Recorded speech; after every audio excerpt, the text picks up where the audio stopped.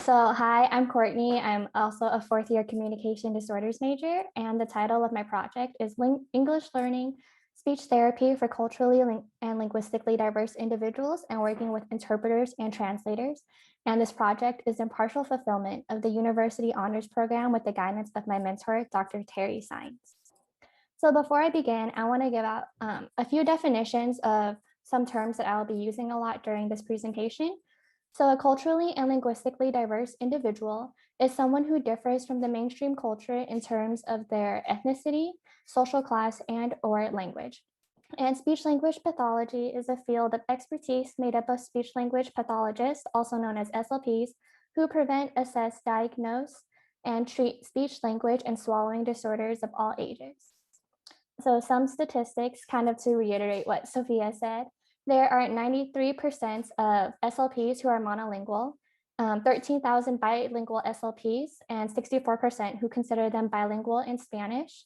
And these are taken from the American Speech Language and Hearing Association demographic survey from 2019 and only represent the SLPs in the US who submitted their responses to the survey.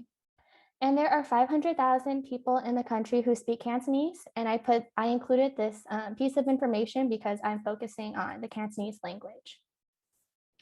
So there are three main parts to my paper.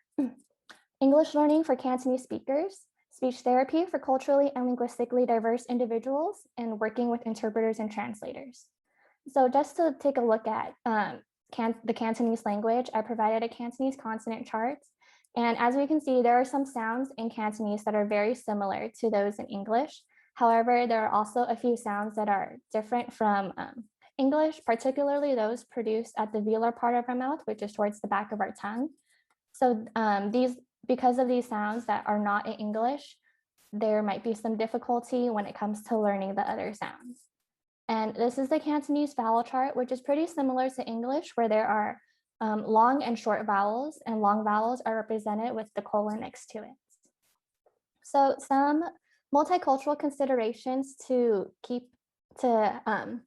just to consider when you're working with Asian families is that in Asian families, the mother is typically responsible for raising the children, and blame could be put on her if there is something wrong with a child, such as a developmental disorder or a speech delay.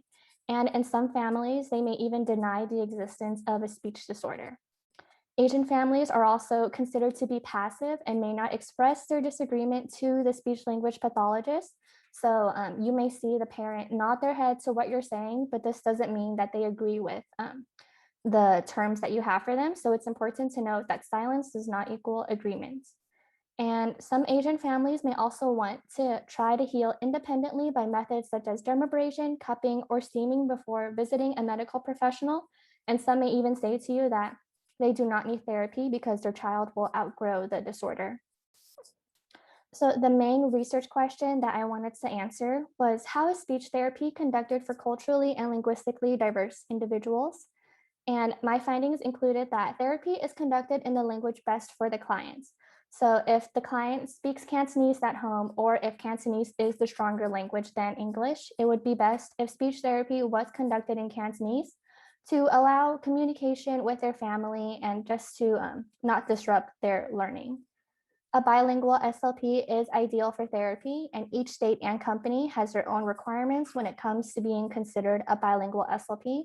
However, the overall consensus is that the individual should have near native proficiency in reading, writing, understanding, and speaking the language, because a lot of medical terms will be translated from English to the other language. And if a bilingual SLP is unavailable, working with an interpreter or translator would be the next best option. And if this is the case, the SLP should be in the hiring and screening process of the interpreter or translators, because the two professionals will be working closely together. And because of my findings, these are the future directions that I believe we could take. It includes giving graduate students the opportunity to have clinical placements where they can gain experience working with culturally and linguistically diverse individuals and interpreters and translators. This gives them the opportunity to gain experience working with patients who come from a different background from them. And it also gives them the chance to work with interpreters and translators, which would give them experience working in an interprofessional setting. Graduate students should also be given optional language classes in the second most spoken language in the city of their school. This way, they could have a chance to learn the language and familiarize themselves with the difference between that language and English before going out and working with these clients. And once again, I want to thank Dr. Terry Sines and the University Honors Program for allowing me to conduct this research and just supporting me throughout the whole process. Thank you.